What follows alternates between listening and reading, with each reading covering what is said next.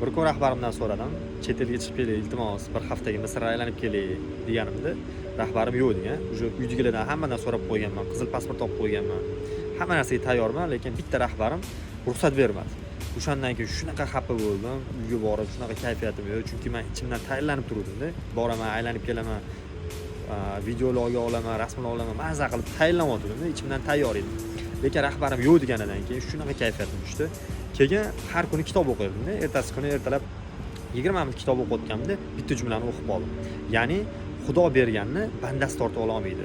Xudo yozganni bandasi o'chira olmaydi degan narsani o'qidim. O'shandan keyin o'ylab qoldim. Hammasi tepadan berilgan, tepadan tushgan muammolar ekan. Hammasi o'sha yozib qo'yilgan ekan deb o'sha men xafa bo'lmaslikni boshladim. O'sha rahbarimdan xafa bo'lmadim. Odamlardan o'sha xafa bo'lmaslikni boshladim.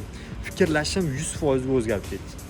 Ya'ni hech narsa bekorga emas ekan. Даже daraxtdan tushgan barg ham u bekorga tushmas ekan. Hammasi oldindan hammasi yozilgan ekan. Shu fikrga kelganimdan keyin odamlardan umuman xafa bo'lmaydigan bo'lib qoldim. Bu narsa menga 100% ta'sir qildi. Endi sizlarga savol. Mana shu jumla qaysi kitobdan olingan? Oramizda kitob qolib bo'lsa, yozib ketinglar.